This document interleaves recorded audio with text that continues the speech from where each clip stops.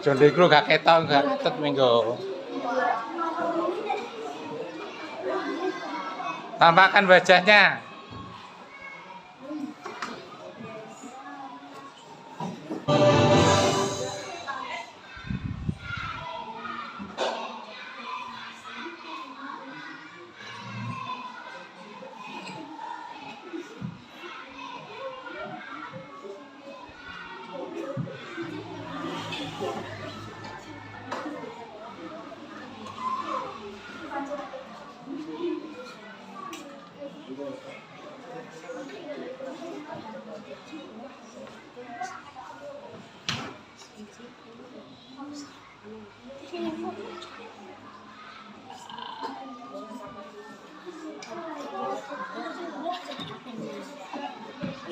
Tampakkan wajahnya, tampakkan.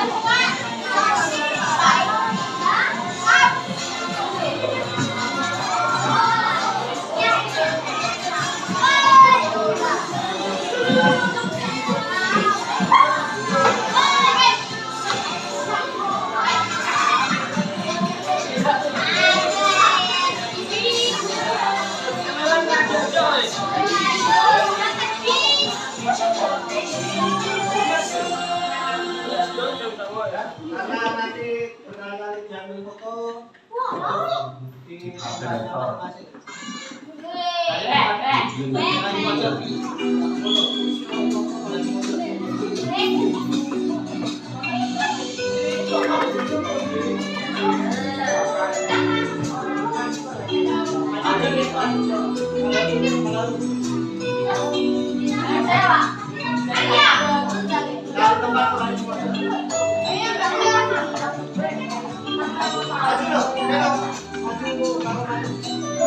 Di masing-masing.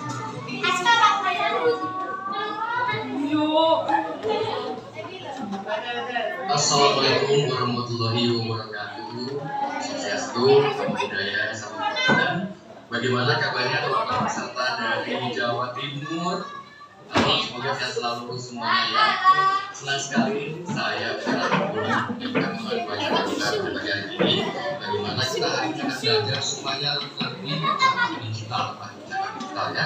Hari ini kita sudah digital, kita sudah sehari-hari ya kita hari belajar bagaimana kita mengalami interaksi sejak dulu supaya kita semakin bijak lagi, semakin pintar lagi dan semakin belajar menggunakan sosial media. Ya, ini kita akan sharing dengan narasumber yang sudah sangat expert di bidangnya, ada Zen, kita seorang influencer dan juga penyiar radio, ada Dr. Royan Fajar Priyanto dan juga ada Bapak Dr. Haji Sofini. Nah, kita langsung pada hari ini akan share bersama kita bagaimana kita akan lebih bijak lagi, lebih bijak lagi di dunia digital. Dan juga kepada seluruh peserta yang sudah join Zoom kita pada pagi hari ini, jangan lupa untuk subscribe channel YouTube dari Literasi Digital Kominfo. Kemudian jangan lupa juga untuk follow Instagram, Facebook dari Literasi Digital Kominfo. Dan juga Fernan mau sampaikan bagaimana selesainya acara nanti para seluruh peserta untuk mengisi post-test dan cara para peserta harus mengisi link registrasi terlebih dahulu yang sudah dilakukan sebelum acara ini dimulai. Dan bagi para peserta yang belum mengisi link registrasi, bisa klik link registrasi yang sudah dicantumkan di kolom chat box yang tersedia di Zoom ini. Kemudian, sertifikat akan diberikan setelah teman semua mengisi post-test dan juga link post-test sudah dicantumkan di kolom chat box yang tersedia. Serta juga tata tertib kita pada hari ini untuk Zoom ini. Mohon untuk mute suara di Zoom meeting-nya, kemudian tidak dalam posisi berbaring atau tidur, dan juga tidak dalam posisi mengendarai mobil, serta tidak dalam posisi sedang liburan di motor dan tidak memakai pakaian yang kurang baik. Boleh nggak memakai pakaian yang baik dan sopan, dan juga nih yang lebih serunya lagi di akhir acara nanti akan ada sesi tanya jawab. Dan bagi pertanyaan yang terpilih akan mendapatkan e-wallet sebesar Rp100.000.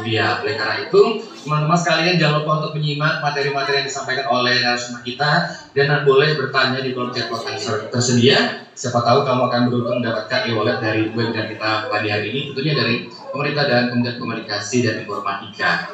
Baik, sebelum kita mulai acara kita akan berdua terlebih dahulu menurut kabar dari kita masing-masing, sekaligus juga untuk mendoakan para pahlawan nasional Republik Indonesia yang telah berjuang demi kemerdekaan negara kita dan doa kita untuk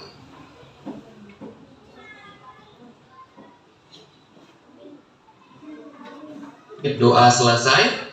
Untuk memulai acara kita pada hari ini, kita akan menyanyikan bahasa kita Indonesia Raya dengan sikap hikmat dan juga akan langsung diikuti keynote speech dari Menteri Komunikasi dan Informatika oleh Bapak Budi Aris Setiadi. Boleh kami persilakan.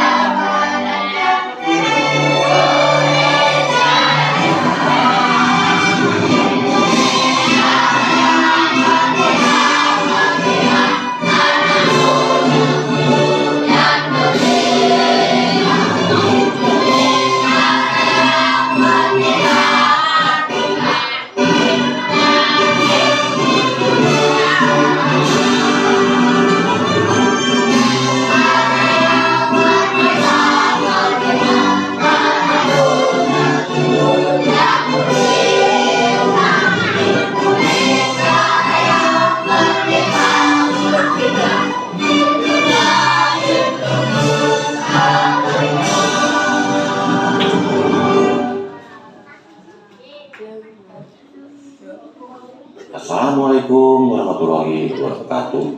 Shalom, Om Swastiastu, Namo Buddhaya, salam kebajikan dan salam sehat bagi kita semua. Bapak, Ibu, rekan-rekan peserta kegiatan literasi digital.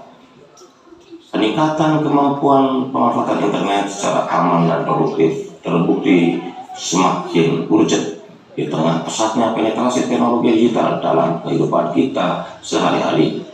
Kondisi ini tentu harus menggugah kesadaran kita bersama untuk terus meningkatkan literasi digital di Indonesia.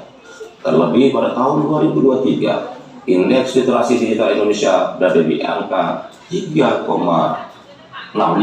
dari skala 5 atau tingkat sedang. Angka tersebut menunjukkan peningkatan jika dibandingkan tahun sebelumnya, yaitu 3,54. Namun bukan berarti kita dapat berpuas diri. Apalagi kegiatan literasi digital memiliki manfaat secara ekonomi seperti peningkatan kompetensi tenaga kerja dan partisipasi masyarakat dalam kegiatan ekonomi digital serta mewujudkan inklusi digital. Peluang ini tentu harus kita manfaatkan secara optimal dan sungguh-sungguh. Selain aspek ekonomi, aspek sosial dan budaya seperti membantu individu bereaksi bijak terhadap pesatnya teknologi sehingga terhindar dampak negatif yang ada juga menjadi salah satu manfaat kegiatan literasi digital.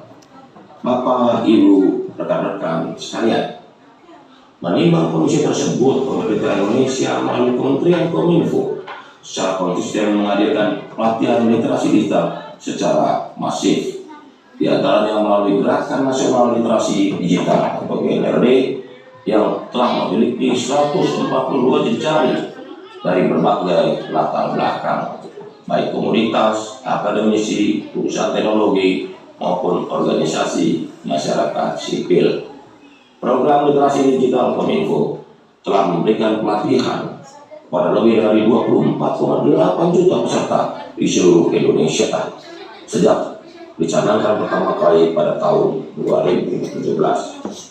Berfokus pada 4 pilar literasi digital, yakni digital skill, digital safety, digital culture, dan digital ethics. Gerakan Nasional Literasi Digital merupakan upaya pemerintah untuk memperkuat kecakapan digital dasar masyarakat. Melalui program ini, kami mengajak masyarakat untuk mencegah penyebaran konten negatif serta menciptakan ruang digital yang aman dan produktif, khususnya di tengah persebaran hoax dan disinformasi. Secara khusus, sebagai langkah peningkatan literasi digital dalam merespon hoax dan disinformasi, saya mengajak rekan-rekan semua untuk melakukan BAS, yakni baca dan pilih informasi dengan hati-hati. Ayo cek dulu informasi yang harus terpercaya dan stop persebaran berita bohong dan misinformasi. Bapak, Ibu, rekan-rekan sekalian, sebagai penutup saya berharap antusiasme partisipasi rekan-rekan pada kegiatan literasi digital tidak berhenti pada kegiatan ini saja. Masih banyak kegiatan literasi digital yang dapat diikuti dan masih lebih banyak lagi saudara-saudara kita yang perlu untuk mengikuti kegiatan literasi digital ini. Ayo kita jadikan Indonesia makin cakap digital untuk mewujudkan Indonesia terkoneksi, makin digital, makin maju. Salam literasi digital. Assalamualaikum warahmatullahi wabarakatuh. Shalom, Om, Santi, Santi, Santi, Om, Namo Buddhaya.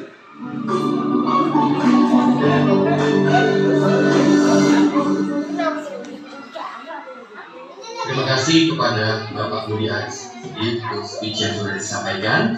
Dan tentunya sebelum kita ke sumber kita mungkin sudah sering dengar apa itu literasi digital. Nah, supaya kita lebih tahu lagi lebih bijak tentang literasi digital, kita akan menyaksikan video 4 pilar yang akan memandu kita dan kita akan lebih ngerti lagi tentang literasi digital. Inilah video dari 4 pilar. Kita tahu kalau tiap harinya di internet itu banyak masalah. Dari adu mulut yang berujung gelut, kena bully sampai bunuh diri, medsos kena hack, dan tipu-tipu customer service palsu. Apakah kalian mau jadi salah satunya? Tentunya enggak kan? Makanya, inilah merchants Anda biar makin cakap digital. Buat mulainya, inilah jenis pertama.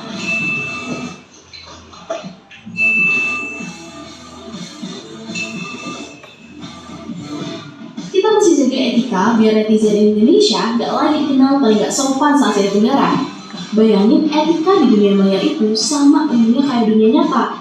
Lalu biar internet makin tentram, tanpa perpecahan, inilah jenis kedua.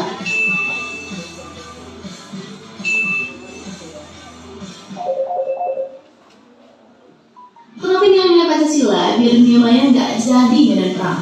Saat dasar budaya kuat, kita jadi bisa menempati dunia digital sampai maksimal.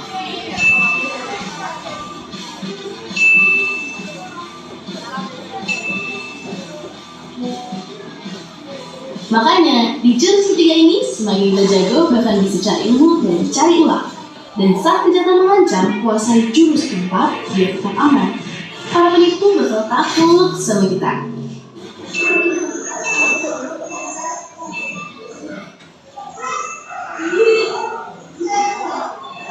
Jadi, siapa menguasai jurus-jurus biar cakap digital?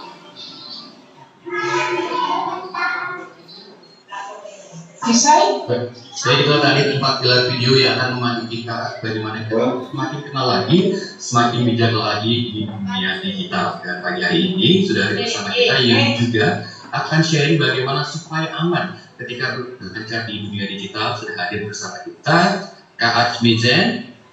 Halo pagi Kak Asmi yang merupakan influencer dan juga seorang penyiar radio ya. Kak Asmi selamat pagi. Halo Kak Ferran, selamat pagi. Pagi tentunya sehat ya Kak Asmi. Baik Kak Asmi, langsung saja silakan Kak Asmi bagaimana supaya aman di dunia digital seperti biasa Kak Asmi kasih untuk memberi ide ya Kak. Jadi Kak langsung saja. Baik, terima kasih. Pertama-tama saya ingin mengucapkan assalamualaikum warahmatullahi wabarakatuh. Mungkin teman-teman di sini baru kita join bisa minta tolong sekali untuk di mute apa namanya Zoom ya, karena masih ada yang bocor ini banyak ya. Iya. Oke, terima kasih. Jadi pertama-tama salam kenal. Saya sendiri ini juga saya mohon izin kepada dua narasumber saya, Pak Waryani, Pak Sopin. Saya duluan ya Pak ya, karena nanti ada urusan lagi. Jadi mohon maaf kalau saya harus duluan. Dan juga Kak Fernan, moderator di sini yang hadir dan juga teman-teman dan juga adik-adik pastinya ya, ini banyak sekali dari teman-teman guru dan juga adik-adik dari SD ya. Coba adik-adik mana? Tangannya mana adik-adik, apa kabar? Baik ya, sehat ya. Puasa nggak nih? Puasa ya? Luar biasa, alhamdulillah. Iya, jadi nanti kita sesuaikan saja. Kalau materinya kebetulan juga saya sebenarnya terlalu berat ya kalau untuk adik-adik SD. Saya akan sesuaikan.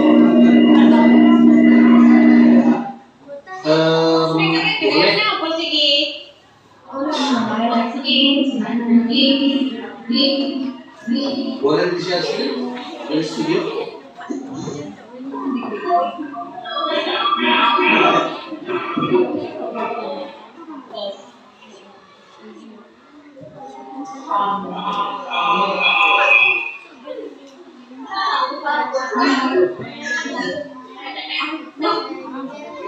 Iya. Oke, mungkin saya akan mulai saja kalau misalnya nanti materinya itu nggak ada nggak apa juga sih. Jadi perkenalkan, nama saya Asmi Zen. Seperti yang Kak Fernan sudah bilang, saya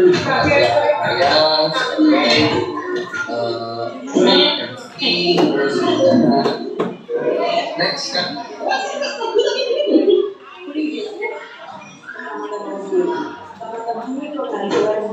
Ya. Oke, ini saya buat slide presentasi ini berdasarkan point of view saya selama ini yang saya dapatkan kurang lebih 17 tahun lah ya, di dunia broadcasting dan juga saya juga aktif di dunia media sosial. Next.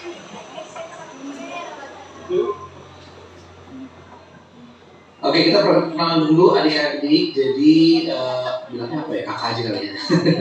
Saya Asli Zayan dan juga Bapak Ibu guru tentunya yang sedang membimbing adik-adik gitu ya. Jadi pekerjaan saya ini 17 tahun di dunia broadcasting sebagai penyiar radio. Saya sudah pindah-pindah beberapa radio juga. Terus ya pasti sekarang juga masih di siaran juga, dan saya juga aktif sebagai MC sama kayak Kak Fernan. Mungkin Kak Fernan lebih senior kalau MC ya.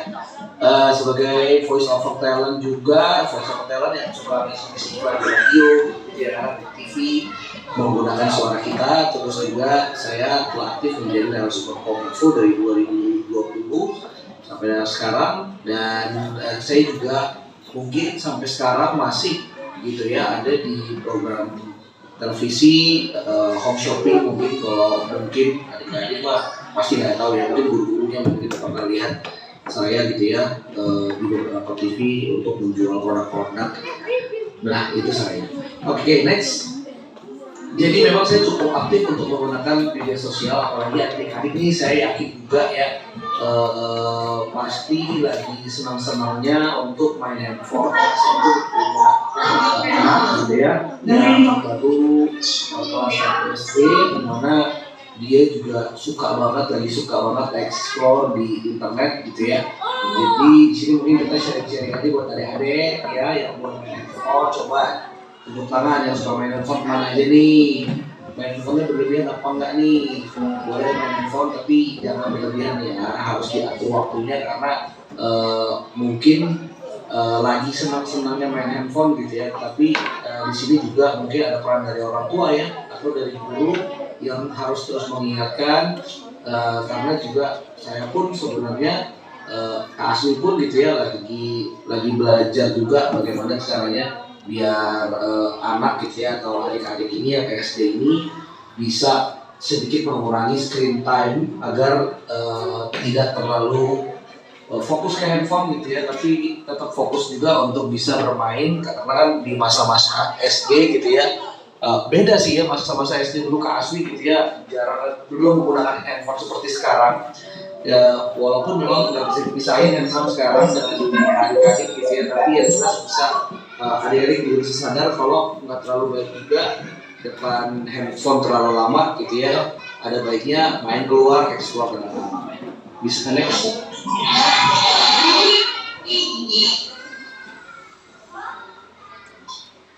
Oke, jadi kalau kita berbicara tentang keamanan digital, pasti adik-adik sekarang mungkin tahunya cuma main YouTube doang gitu ya. Ada nggak sih yang udah pakai WhatsApp gitu ya? Karena anak saya juga sudah pakai WhatsApp sih, anak Asli juga udah pakai WhatsApp gitu ya. Jadi memang untuk kemampuan terbatas, maksudnya adalah belum bisa yang terlalu gimana paling cuma untuk komunikasi aja. Itu pun kadang-kadang nggak dibaca gitu ya, karena sering banget sekarang lagi nyobain gitu ya game-game yang ada di internet atau yang ada di handphone. Seperti teman-teman di sini adik-adik ada yang main Roblox nggak? Kalau anaknya Kasmi lagi suka banget main Roblox gitu ya, atau nonton YouTube, nonton di YouTube itu ada namanya short ya. Sebenarnya sih nggak apa-apa ya, cuma memang di sini perlu banget peran orang tua untuk selalu juga mengawasi gitu ya, atau mendampingi.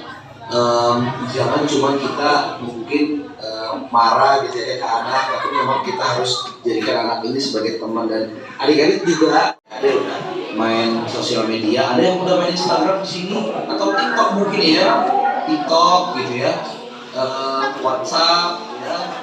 Ada juga sih mungkin peluang untuk ketipu, karena biasanya sih memang penipuan di digital ini lebih terfokus kepada orang tua ya, karena kan dimana info orang tua itu biasanya ada m-banking, ada kegiatan banking di handphone gitu ya, banyak password, terus juga ada banyak data-data yang ada di handphone, dimana kalau misalnya ini di hack atau di retas gitu ya oleh penjahat lah ibaratnya gitu ya, ini akan bisa berbahaya sekali. Jadi dari tahun 2018 gitu ya sampai 2023 banyak banget konten-konten negatif yang ada di sosial media ya.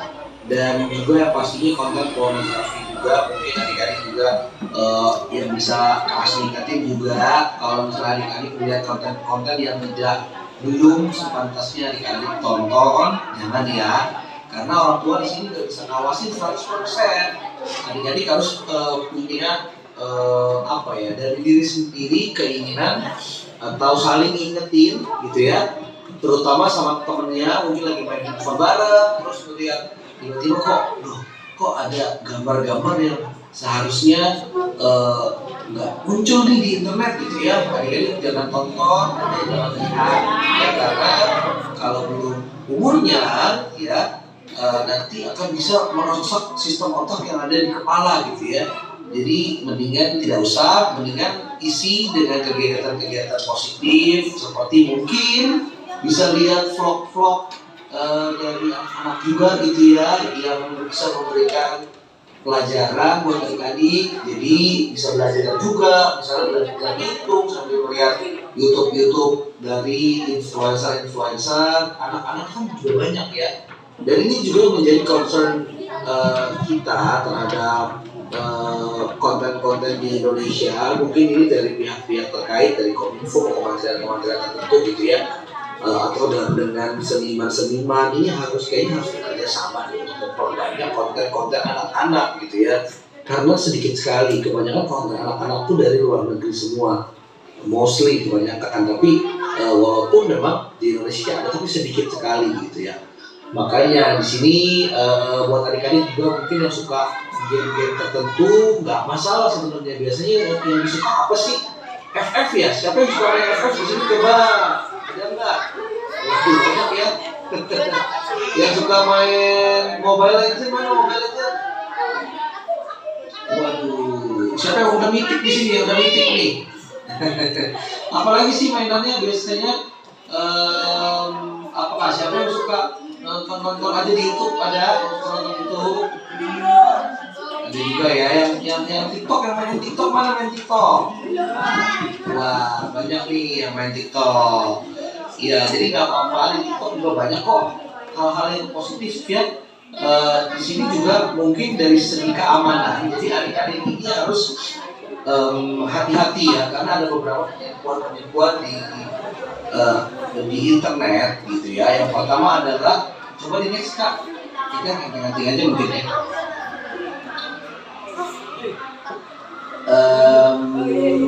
Ini mungkin dilihat nih ya.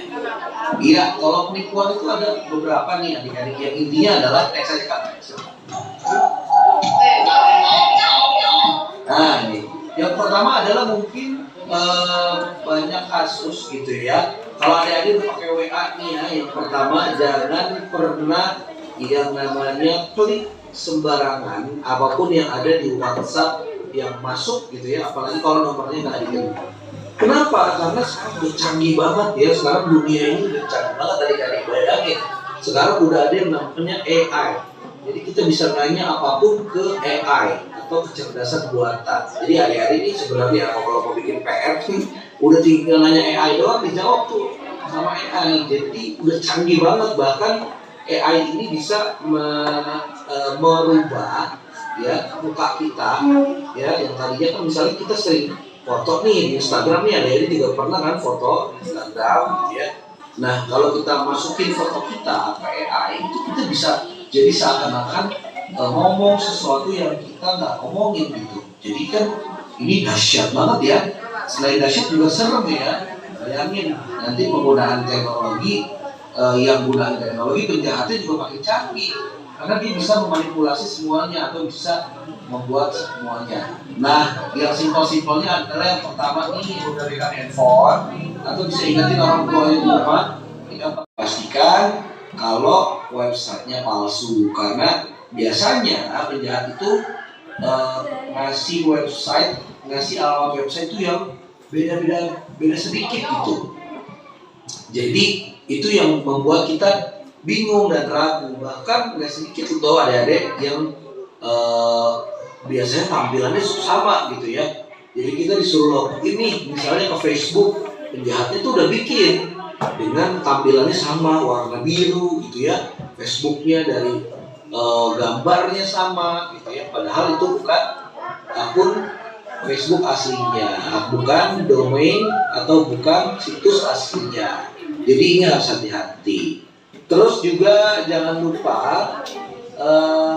jangan pernah install aplikasi yang bukan dari Google Play Store atau dari App Store kalau dari handphone iPhone gitu ya, karena ini berpotensi kejahatan juga. Karena biasanya pihak ketiga ini atau aplikasi dari luar Play Store ini dibuat sama orang yang tidak mendaftarkan aplikasinya di Play Store. Jadi ini bisa dipastikan atau bisa dibilang tidak aman untuk diinstal. Ya, terus juga kalau kita ganti password secara berkala juga ya, jangan memberikan akun dan password ke orang lain. Ini juga nih adik-adik ya, kalau ada orang yang baru kita kenal di internet, jangan terlalu percaya. Nah, mungkin karena lagi seru kali internet ya.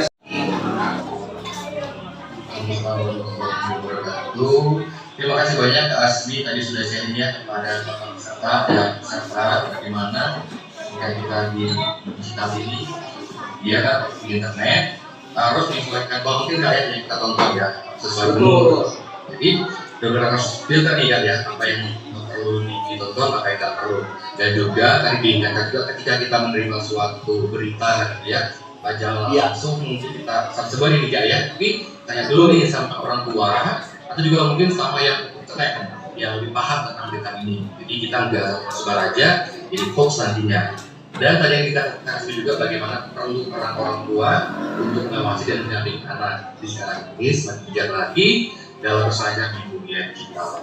Thank you banget Kak Ibu sharingnya.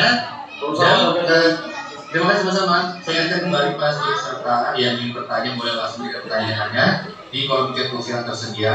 Kami sudah di-share oleh dari studio kita. Dan kita langsung juga sharing dengan narasumber kita yang kedua yang juga akan berbagi kepada kita tentang budaya digital. Sudah hadir hari ini bersama kita Dr. Waryani Fajarianto SAI MAga yang akan kita share lagi supaya kita lebih bijak lagi ketika di dunia digital. Selamat pagi Bapak Waryani. Selamat pagi Mas Bernard, suara saya terdengar jelas Mas? Terdengar gimana Pak? Sehat kabarnya?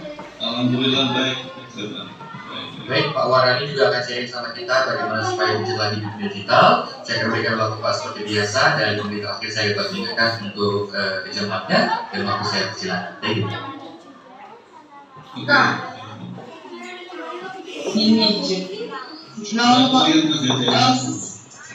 Baik, sudah Pak. Oke. Assalamualaikum warahmatullahi wabarakatuh. Yang salam sejahtera kita semua. Yang saya hormati seluruh peserta program literasi digital yang tidak bisa saya sebut satu-satu. Ada Bapak Ibu guru, ada adik-adik yang berada di ruang Zoom. Terima kasih banyak atas kesempatan untuk mengikuti kegiatan kita. Tadi rasanya sudah disampaikan banyak hal ya terkait tentang dunia digital, kalau bicara sebelumnya.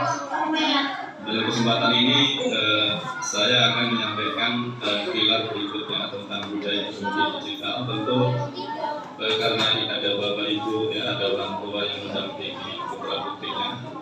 Tentu putra putri yang sekarang sedang melihat atau ini nanti memerlukan peran serta Bapak Ibu yang mendampingi terkait tentang dunia digital ini kan.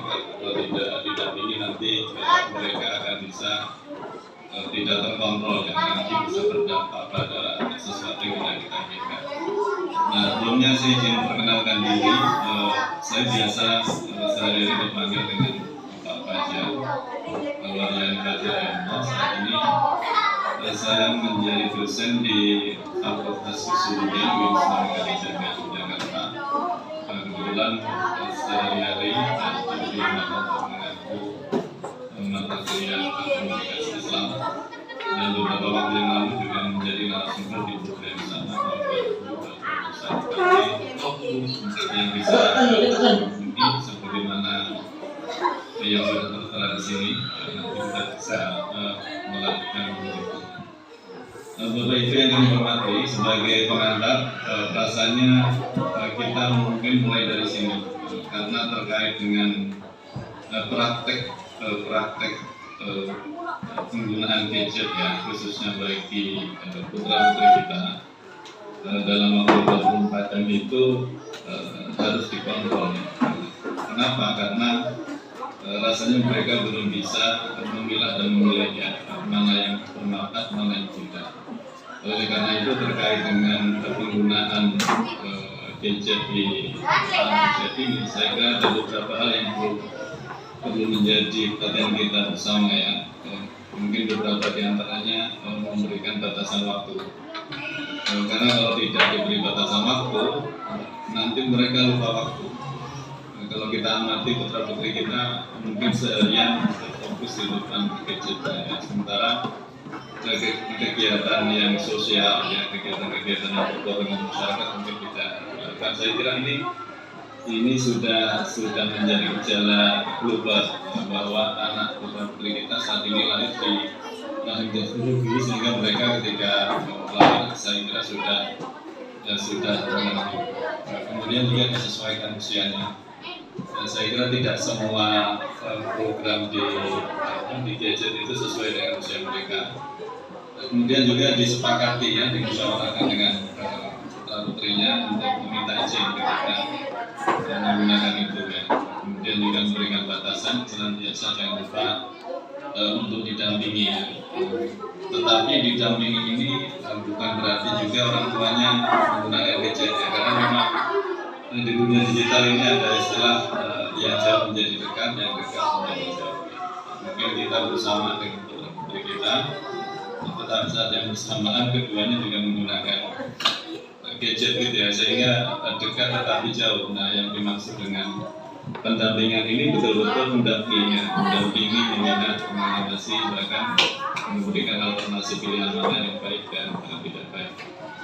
Nah, Bapak Ibu dan adik-adik yang saya hormati, saya kira yang menjadi entry point ya untuk kegiatan ini ya, khususnya bagi Bapak Ibu yang saat ini menjadi guru atau pengajar ya, ada harapan besar ya kepada putra putri kita. Tadi ikut oleh pembicara sebelumnya terkait generasi emas ya, tetapi yang dimaksud di sini sebenarnya tahun emas kemerdekaan ya. Ini yang sering disebut oleh pemerintah bahwa 2045 kita akan memperingati tahun emas ya, visi emas Indonesia 2045, artinya 100 tahun Indonesia merdeka. Itu akan kita capai insya Allah 21 tahun yang akan datang ya, dari 2024 sampai 2045. Dan saya kira putra putri kita saat ini di usia-usia 7 tahun ya, 8 tahun, 11 tahun, saya kira mereka lah kita bertumpu atas masa depan bangsa ya. Karena apa yang kita berikan kepada mereka saat ini, saya kira 20 tahun yang akan datang akan mereka pakai ya, untuk memimpin bangsa ini. Maka saya berharap ya bahwa Bapak Ibu betul-betul bisa mempersiapkan putra putri kita bersama, karena mereka yang akan meneruskan 100 emas pada tahun kemerdekaan itu. Nah, maka di tahun 2045 banyak sekali tantangan yang dipersiapkan pemerintah untuk diselesaikan. Salah satunya adalah penggunaan digital ini ya, karena ini sudah ada itu, maka saya kira melalui digital tidak hanya urusan beberapa pihak, tetapi juga semua kita bertanggung jawab ya, khususnya para guru yang senantiasa sekali lagi membersani peserta didik. Nah, Bapak Ibu dan adik-adik yang berbahagia, sebagai pintu masuk saya kira ya, kenapa digital itu menjadi penting? Saya kira kita bisa bercermin dari hikmah peristiwa pandemi kemarin ini. Apa kita dipaksa ya untuk bergeser dari dunia tradisional ke dunia digital. Mungkin di awal-awal kita gagap, tetapi kemudian sekarang kita sudah beradaptasi di dunia itu. Maka kemudian sering disebut pandemi COVID yang dulu pernah menimpa kita, manusia dan bangsa-bangsa lain, dianggap sebagai mempercepat proses itu. Sebenarnya proses itu sudah akan kita hadapi, tetapi mempercepat peristiwa COVID itu. Maka di sini ada dua dunia yang sering kita jelaskan, tradisional dan digital. Saya kira tidak sebatas itu, tetapi bagi orang tua khususnya perlu memahami sebagaimana sudah disampaikan di awal, digital skill, ya digital ethic, digital safety, dan digital culture atau budaya digital. Nah, dalam kesempatan ini saya kira di pilar kedua yaitu budaya digital. Nanti ada digital budaya dan ada budaya digital. Kira kalau budaya digital ini sudah semua kita masuk ke semuanya, tidak bisa ditunggu lagi.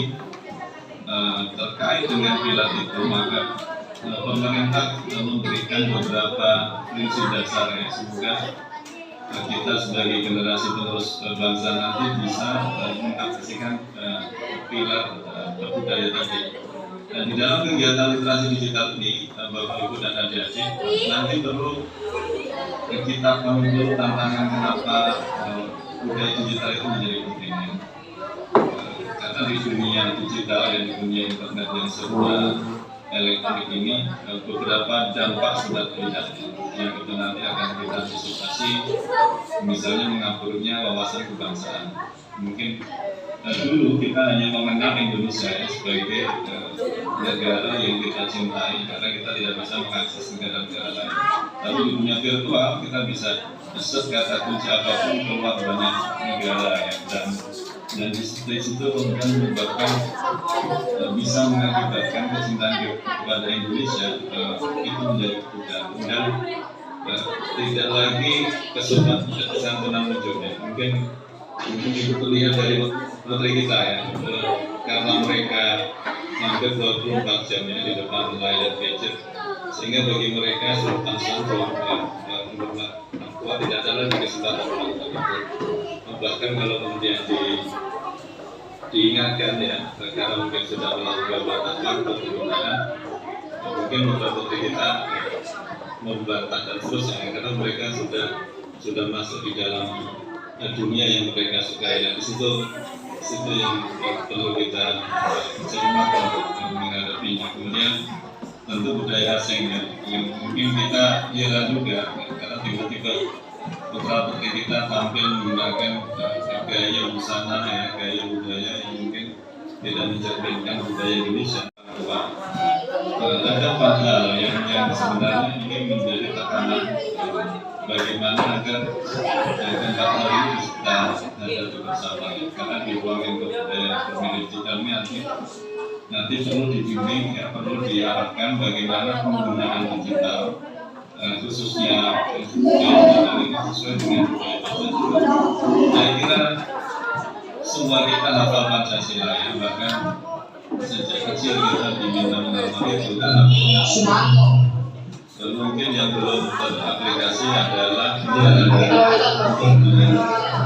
bagaimana Pancasila bukan sekedar dihafalkan, tetapi bagaimana Pancasila nilai-nilainya diajarkan tanpa harus mengetahui sila-silanya. Saya kira itu ya, karena dia menghafal bagus, tapi lagi-lagi kita dalam menginternalisasi itu menggunakan sebagai prinsip dasar pengenalan ketika kita. Kemudian nanti ada digital budaya, digitalisasi budaya, artinya bagaimana kemampuan implementasi di dalam praktek media sosial. Nah, ini ada beberapa hal yang nanti bisa dipertimbangkan. Misalnya ketuhanan yang Maha Esa. Maka di digital bagaimana aplikasi atau bagaimana implementasi ketuhanan yang Maha Esa. Maka di situ yang diharapkan adalah penghormatan kepada agama dan kepercayaan yang berbeda. Karena di ruang digital sering muncul orang yang menganggap ras agamanya paling benar dan pemahaman agamanya kemudian mereka yang beda dan seterusnya. Maka itu yang perlu kita cermati, bahwa berbeda itu misalnya pasti, tetapi penghormatan kepada yang berbeda dengan kita itu belum tentu semua kita bisa melakukan. Bukan di ruang digital penghormatan terhadap kepercayaan yang lain itu penting, karena kita juga berbeda.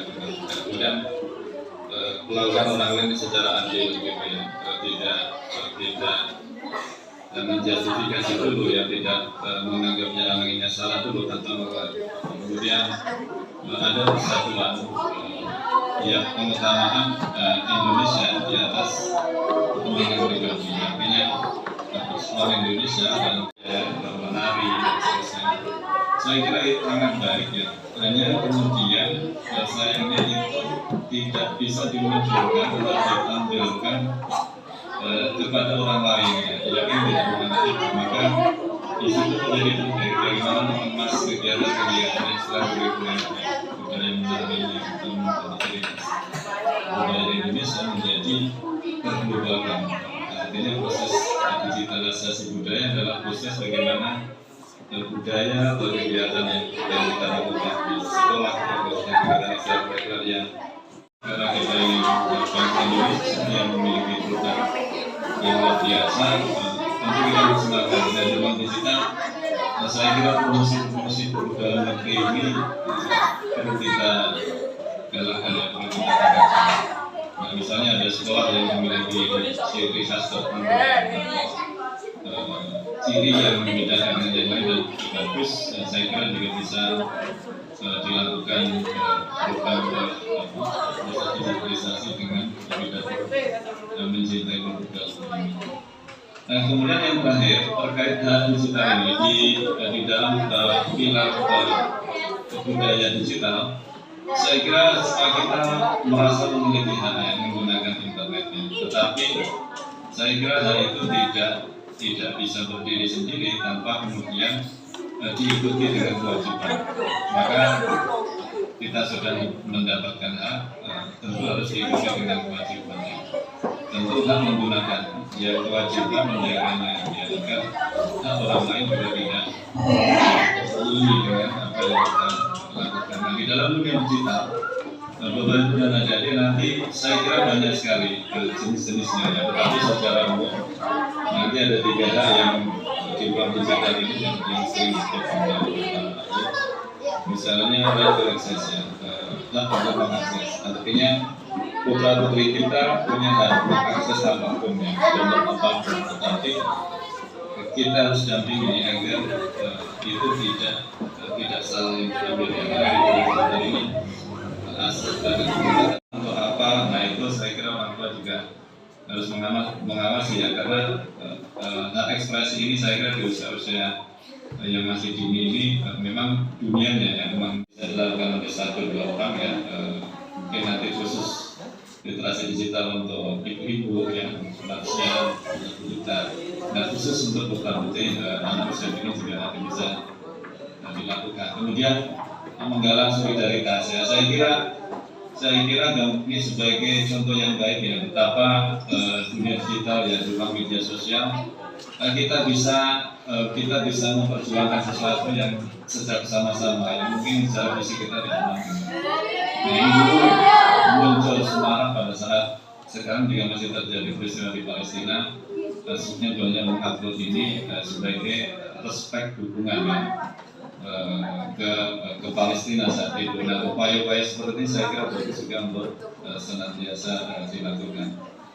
Nah, sebagai penutup adik-adik dan bapak ibu, saya kira saat ini kita memang di dunia digital yang tidak bisa kita hindari, suka tidak suka kita ada di dunia itu saat ini. Maka kita harus mengisinya dengan sesuatu yang baik. Kita senantiasa belajar, tidak cukup puas dengan apa yang kita dapatkan dan berinteraksi dengan banyak teman ya, dan tentu ketika dengan manfaat dan moralitas, dan kita menggunakannya dengan secara bermanfaat. Dan saya kira itu yang bisa sampaikan ya sebagai bahan pertimbangan, dan nanti lebih lanjut khususnya Bapak Ibu yang menjadi putra putri belajar lebih banyak bisa mendorong untuk berbeda digital yang sudah di-share oleh Kementerian Informatika dan Indonesia. Saya kira itu yang bisa saya sampaikan. Saya selalu mohon maaf jika ada kesalahan. Selebihnya saya akhiri oleh Taufiq Walhidayah. Assalamualaikum warahmatullahi wabarakatuh. Waalaikumsalam warahmatullahi wabarakatuh. Baik, terima kasih banyak Bapak Fajar tadi sudah sharing kepada kita ya bagaimana agar kita semakin lebih bijak lagi ketika menggunakan sosial media kita. Ini dikatakan bagaimana ternyata nilai Pancasila dan juga Bhinneka Tunggal Ika ini sebagai landasan nih Pak ya, untuk kita bisa berselancar di ruang digital. Tadi bagaimana kita diingatkan untuk saling menghormati perbedaan percayaan ketika berada di ruang digital. Jadi bentuk-bentuk kan nih Pak ya, maksudnya Pak ya, jangan serang agama orang lain, kemudian jadi kita ribut karena beda percaya saja. Dan juga tadi ingatkan bagaimana dengan digitalisasi budaya juga memungkinkan kita untuk bisa mendokumentasikan ya Pak ya kegiatan kita yang budaya kita ya. Ini misalnya semacam karya atau mungkin juga semacam produk-produk kita bisa kita tampilkan atau kita share di ruang digital. Jadi kita semakin cintai produk yang ada di dalam negeri dan kita lebih oke lagi dalam menggunakan ruang digital. Terima kasih banyak Bapak Fajar untuk sharing yang sudah disampaikan, dan juga para seluruh peserta boleh dari sekarang kerjakan pertanyaannya ya langsung kira-kira apa yang ditanyakan ya orang seperti kita, supaya nanti ketika sudah diberitahukan formatnya teman-teman boleh langsung ketik pertanyaan di chat tersedia, karena akan ada 10 nama yang akan mendapatkan email kita dari webinar di pagi hari. Dan kita akan langsung saja masuk ke sumber kita yang ketiga, yang juga akan sharing sama kita bagaimana supaya mempunyai etika jika berada di ruang digital. Dan hadir pagi hari ini bersama kita Dr. I. Sopini APMN. Selamat pagi Bapak Sopini. Selamat pagi, Assalamualaikum warahmatullahi wabarakatuh. Waalaikumsalam Bapak Sopini, apa kabarnya sehat? Alhamdulillah sehat, luar biasa. Semangat luar biasa. Baik, Bapak Sopini akan sharing sama teman-teman peserta bagaimana supaya punya etika ruang digital. Saya akan berikan waktu seperti biasa dan boleh langsung bertemu dengan Pak Sopini. Terima kasih. Ya, baik. Assalamualaikum warahmatullahi wabarakatuh. Selamat pagi, salam sejahtera bagi kita sekalian. Terima kasih Kak Ferdinand yang telah memberi kesempatan kepada saya. Yang saya hormati para moderator, Pak Dr. Yani Fajar dari UIN dan Kak Asmi Sim yang luar biasa tapi sudah memberikan materi bagi kita sekalian. Bapak Ibu guru dan anak sekalian beserta di rumah aja. Saya hormati dan saya banggakan. Alhamdulillah pada pagi hari ini kita terutama di Kabupaten Nganjuk mendapatkan kesempatan untuk kembali mendalami tentang literasi digital. Ini saya pikir bagus sekali bagi anak-anak kita untuk mempersiapkan diri di era digitalisasi ini. Hari ini saya diberi kesempatan untuk menyampaikan materi tentang etika dalam menggunakan media sosial. Ya, alhamdulillah ini adalah kesempatan yang bagus sekali. Saya mohon nanti dari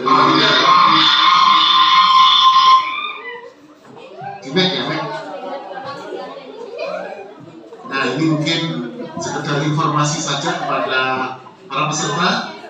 Nama saya memang banyak di lapangan.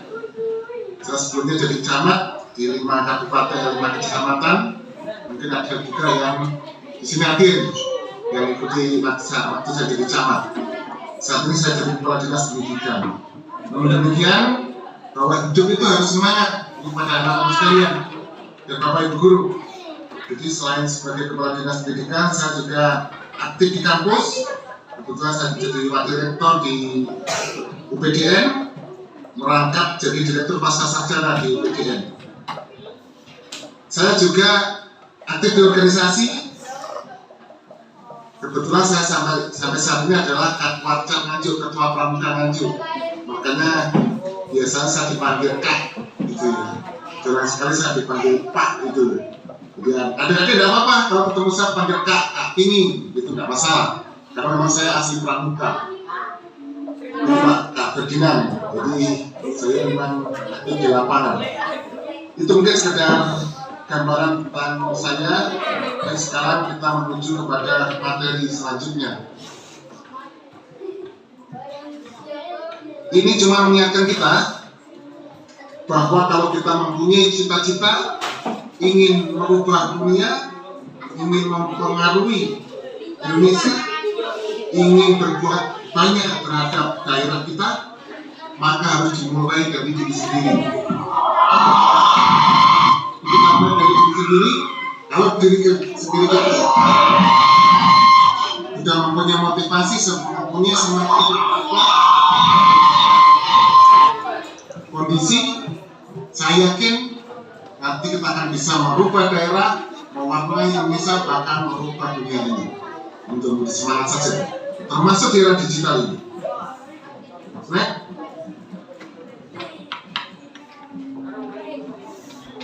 Saudara sekalian, para peserta yang saya hormati, terkait dengan literasi digital dalam dunia pendidikan, di Kabupaten Nganjuk, akhir tahun 2023 kemarin, pada waktu kita mengadakan refleksi di pendidikan, sudah kita canangkan bahwa tahun 2024 adalah pendidikan berbasis digital, digitalisasi pendidikan. Maka ini kesempatan yang baik, kegiatan ini terima kasih dari Kementerian Kominfo, lanjut di kesempatan dari ini MEK dengan program kami. Di tahun 2024 kita adalah digitalisasi pendidikan. Maka untuk sekolah-sekolahan akan kita berikan sarana prasarana yang mendukung itu, tentunya bertahap. Yang SMP, insya Allah tahun ini kita berikan smartboard. Jadi Bapak Ibu guru kalau mau ngajar itu ya pakai smartboard, kayak pakai HP itu tapi besar, gitu kan, biar lebih modern. SD gimana Pak? SD tunggu dulu, sementara SD pakai laptop atau pakai komputer. Nanti insya Allah bertahap akan kita berikan juga SD pada waktunya. Karena mohon maaf, smartboard itu memang harganya agak mahal yang besar. Tapi kita menuju ke sana, Kabupaten Nganjuk menuju ke sana. Makanya kepada Bapak Ibu guru harus mempersiapkan diri untuk bisa ngajar menggunakan digitalisasi ini. Apa sih literasi digital itu di bidang pendidikan? Yaitu untuk mengedukasi warga sekolah, baik tenaga pendidik dan kependidikan serta siswa, untuk memanfaatkan perangkat digital dan alat komunikasi dengan cerdas. Dalam tanda kutip, cerdas. Cerdas itu bisa menggunakan sesuatu dengan cepat dan tepat, anak. Cerdas itu lebih tinggi tingkatannya dibanding pintar, dengan cerdas. Jadi saya berharap anak-anak sekalian, era digital ini kita manfaatkan dengan baik. Next. Dampak positif dari media sosial, saya pikir tadi sudah disampaikan oleh KSI dan juga Pak Waryani Fajar tentang media sosial. Saya pikir anak-anak sekalian di Nganjuk hampir semua sudah bermedsos. Alhamdulillah seluruh wilayah di Kabupaten Nganjuk, termasuk yang ada di pegunungan, yang ada di Ngetos, yang ada di Sawahan, yang ada di Bulu, semua sudah ada jaringan internet, sehingga tidak ada lagi istilahnya ketinggalan berita. Ini adalah sesuatu yang luar biasa bagi kita dan harus kita manfaatkan. Ada beberapa dampak positif dari media sosial, yaitu yang pertama memudahkan kita untuk berkomunikasi satu sama lain secara online. Ya pun offline pun juga penting, tapi kalau tidak bisa offline, ya online. Cuma kalau pada waktu offline, pada waktu kita bisa bertemu jarak, ya jangan HP. Ini yang kebiasaan kita. Kalau sudah ketemu ngobrol tapi berharap HP diri-diri. Jangan sampai terjadi. Mumpung bisa ketemu jarak, ya kita ngobrol langsung. Biasanya kalau saya, ini anak-anak sekalian dan Bapak Ibu guru, kalau sudah bertemu dengan teman, bertemu dengan kolega begitu, ya sudah sepakat kita untuk berbicara, sepakat ya sudah HP diletakkan di tengah. Tidak boleh makan HP kita meletakkan di tengah. Mungkin ada panggilan yang benar-benar baru diterima, tapi tidak boleh main. Mungkin bisa dicontoh. Jadi kalau sudah ketemu ngobrol, HP diletakkan di tengah, kita ngobrol secara offline. Tapi kalau tidak bisa begitu, mungkin teman kita jauh. Seperti saya ini kebetulan saya paling jauh dengan saudara-saudara saya, karena saya adalah satu-satunya dari Nganjuk, yang lainnya jauh dari Nganjuk. Tapi kalau tidak bisa ketemu ya online. Ini memudahkan Yang kedua, memudahkan kita mencari informasi dengan cepat dan tepat. Kejadian yang terjadi di Jakarta, kejadian yang terjadi di Amerika bahkan bisa kita lihat, bisa kita ketahui dengan cepat. Dampak positif yang selanjutnya adalah sebagai media berbisnis bagi pelaku bisnis. Mungkin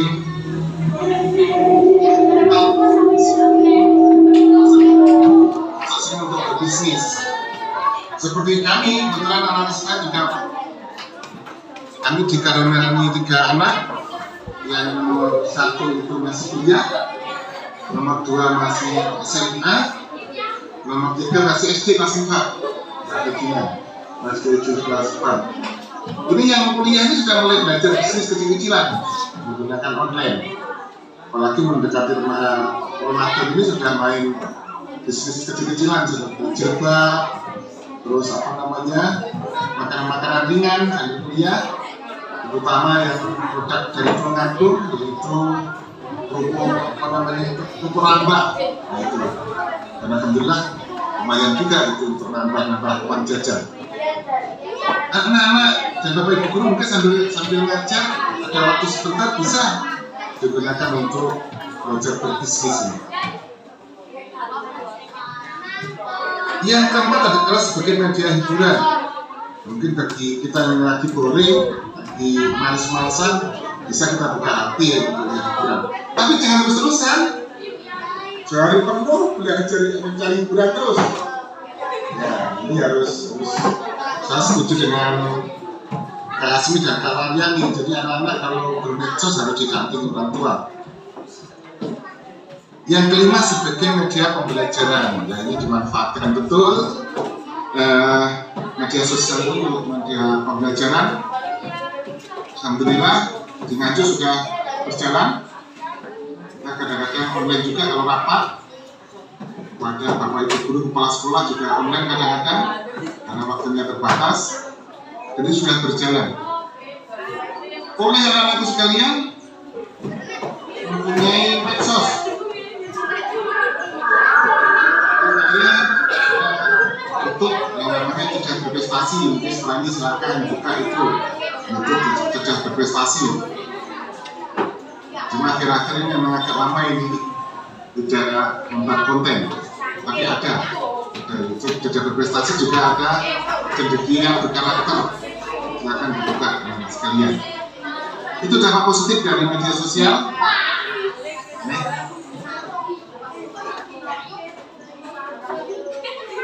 Namun demikian juga ada dampak negatifnya medsos itu. Apa itu? Yang pertama dapat mengganggu kesehatan tubuh dan mental jika tidak menggunakan dengan baik.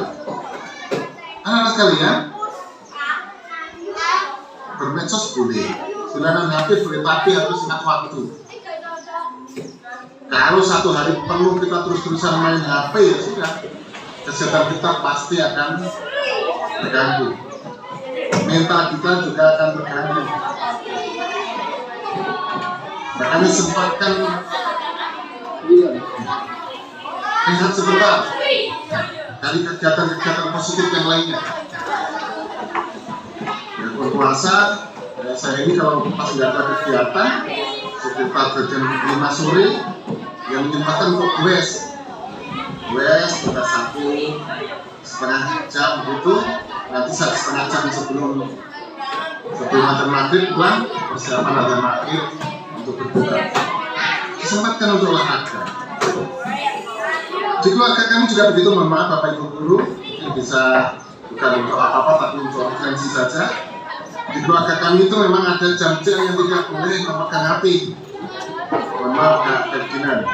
Jadi di kami itu sudah bertahun-tahun membuat kesepakatan bersama dengan anak-anak bahwa begitu azan maghrib sampai isya kita boleh pegang HP. Saya pun juga berusaha begitu, memberi contoh kepada anak-anak saya, istri saya, semua tidak boleh pegang HP. Kecuali bagi saya kalau sama istri, kalau kebetulan juga pegawai negeri, kalau ada telepon lihat yang telepon siapa. Kalau yang telepon Bapak Bupati atau pimpinan itu ya kita terima. Tapi kalau kira-kira arahnya handphone kemana atau gimana ya tunggu dulu, nanti kita akan kembali setelah bisa. Dan ini Bapak Ibu kita dalam bermedia digital ada beberapa etika. Yang pertama, menggunakan bahasa yang baik, jangan menggunakan bahasa-bahasa kotor, bahasa-bahasa kasar, sarkasme. Karena apa? Karena ada yang namanya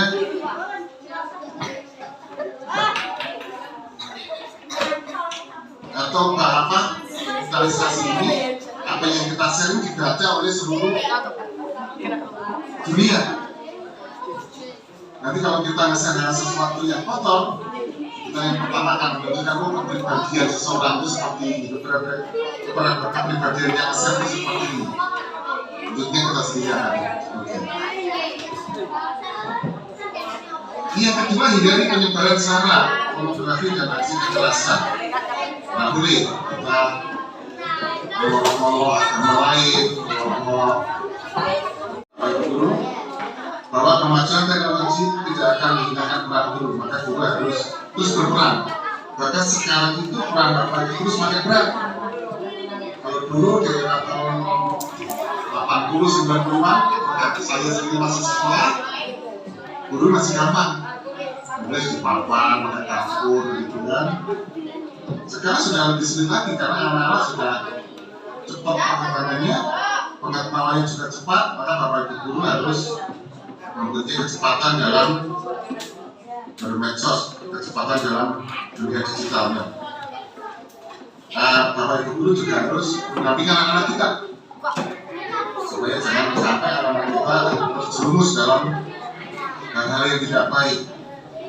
Ingat tahun 2045, mulai dari tahun 2035 sampai 2045 itu adalah bonus demografi. Anak-anak kita yang sekarang masih sekolah nanti yang akan menjadi tenaga kerja produktif di tahun 2045. Kalau sekarang tidak kita persiapkan, ya kita nanti akan tersesat. Ini anak-anak sekalian, persiapkan diri kalian. 2045 adalah bonus demografi. Kalau itu bisa kita lakukan dengan baik, kita persiapkan dengan baik, Indonesia akan menjadi negara maju. Tapi kalau kita tidak mempersiapkan dari sekarang, bisa jadi bonus demografi yang bagus itu justru menjadi petaka bagi kita sekalian. Dua pilihannya, kita ingin menjadi negara maju. Kalau menginginkan anak-anak yang menjadi anak-anak yang kreatif, Bapak Ibu juga harus kreatif. Jago melontarkan ide pembelajaran, harus inovatif. Apa sih bedanya kreatif dan inovatif? Ya, nanti dibuka di Google. Tapi setidak-tidaknya kalau kreatif itu adalah sesuatu yang ada diperbarui. Istilah sekarang itu ATM, amati, tiru, modifikasi. Kalau inovatif itu dari tidak ada diadakan. Ya, ini tantangan dunia pendidikan, umur sekian, naik. Setelah diseruan dalam implementasi literasi digital, nanti khusus Bapak Ibu guru kita bahas lebih lanjut ini dalam rangka untuk menuju digitalisasi pendidikan. Oke, naik. Tantangan literasi, naik. Nah, ini pentingnya pemahaman menggunakan informasi hoax. Anak-anak sekalian, ada beberapa ciri biasanya informasi itu mata ketiga. Biasanya pembuat konten itu menunjukkan kecemasan, kebencian dan kemusuhan.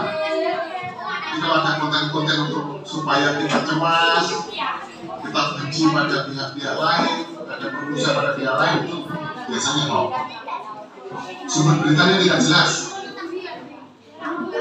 bermuatan fanatisme atau ideologi fanatik terhadap kelompoknya yang berlebihan.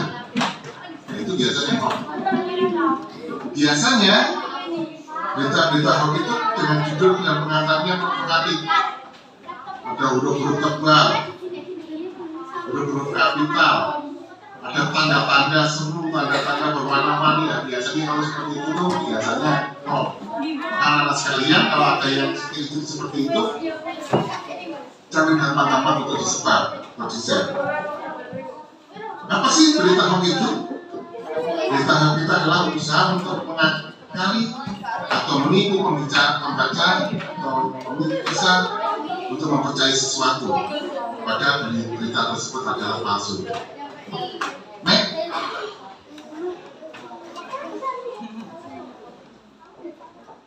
Maka anak sekalian harus jeli itu. Untuk lanjut.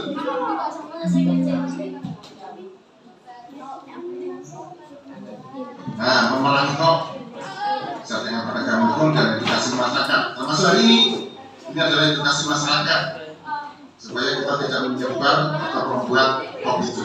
Baik.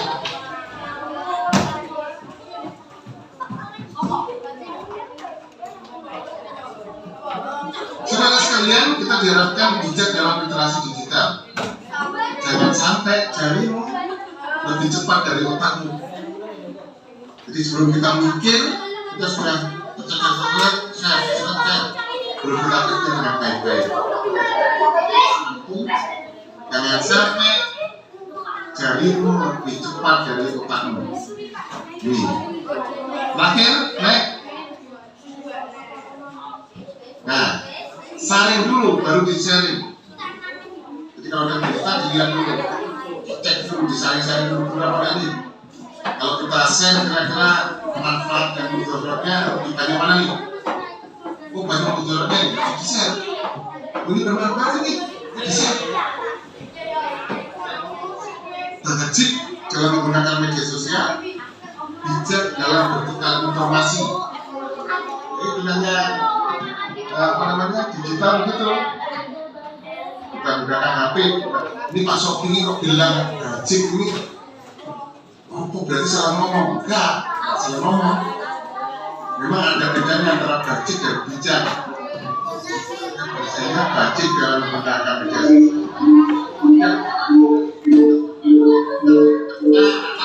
Coba cari itu. Gajik itu menurut Kamus Besar Bahasa Indonesia artinya apa? Bijak itu menurut Kamus Besar Bahasa Indonesia artinya apa? Itu dilihat. Ini sekaligus ya seperti itu. Apa namanya, kita pakai HP, kita berdoa. Semoga Allah SWT selalu menjaga kita. Assalamualaikum warahmatullahi wabarakatuh. Terima kasih banyak Kak Pini dari Spesialis supaya bagaimana menggunakan etika di digital. Tadi sangat bagus sekali sampaikan orang tua jadi contoh nih Pak ya. Jadi orang tua itu juga memberikan contoh. Ada kalanya kita harus stop dengan gadget ini Pak ya. Bisa jadi orang tua nggak cuma memberikan instruksi atau perintah, tapi juga menjadi contoh. Jadi anak-anak juga bisa mendukung. Jadi kita juga jadi nyambut ya. Kemudian juga dampak negatif dan positif ini sangat banyak sekali, dan kami bagaimana ketika diajar oleh Kak ini supaya kita yang berada di dunia digital menggunakan penggunaan bahasa yang baik dan juga menghargai hasil dari orang lain, dan jangan terlalu menyebar informasi pribadi. Nah, hindari penyebaran sara, pornografi, dan aksi kekerasan. Jadi kita semakin punya etika lagi ketika bersosial di ruang digital. Terima kasih banyak Kak ini yang sudah saya sampaikan. Dan mau mengingatkan lagi kepada teman-teman peserta, Bapak Ibu sekalian dan juga adik-adik peserta, jangan lupa untuk mengisi link absensi untuk mendapatkan sertifikat dari webinar kita kali ini. Linknya ada di mana? Linknya sudah tersedia di bagian box yang tersedia. Dan jangan lupa juga untuk memberikan pertanyaan kamu dengan cara yang sudah disiapkan di kolom chat yang tersedia, karena akan ada 10 orang yang tentunya akan mendapatkan e-wallet dari webinar kita di pagi hari ini. Dan kita langsung masuk sesi tanya jawab. Di saya sudah ada pertanyaan dari peserta kita. Kita langsung pertama, kita ke Kak Atsmi dulu ya, Kak Atsmi Zen. Ini dari peserta kita. Pertanyaannya adalah, melihat banyaknya konten bermanfaat di sosial media, bagaimana cara agar konten positif kita di sosial media tidak tertimbun banyaknya konten tidak bermanfaat lainnya di sosial media juga? Boleh silakan Kak Atsmi. Ya, oke. Jadi kayaknya anggota top dia pengen buat konten positif gitu ya. Kalau sebenarnya kita nggak bisa mengatur ya, karena namanya internet itu tempat di mana semua orang bisa naruh konten kontennya. Nah, persentase kenapa banyak konten-konten negatif yang banyak, berarti tandanya ada yang salah nih dengan kita gitu ya. Jadi kita nggak bisa mengatur apa yang ada di pasaran, tapi kalau kita sendiri tidak mengkonsumsi hal-hal yang jelek, itu pasti akan terakumulasi, nggak akan ada akun-akun yang maksudnya adalah nggak akan ada konten-konten yang bermuatan negatif. Dan kalau yang bermuatan negatif nggak ditonton gitu ya, itu nggak akan banyak yang membuat konten negatif ya. Jadi ada alangkah lebih baiknya adalah kita tetap aja bikin konten positif gitu ya. Tapi positifnya juga kan yang harus kita perhatikan, mungkin kalau dari si konten kreator positifnya menarik.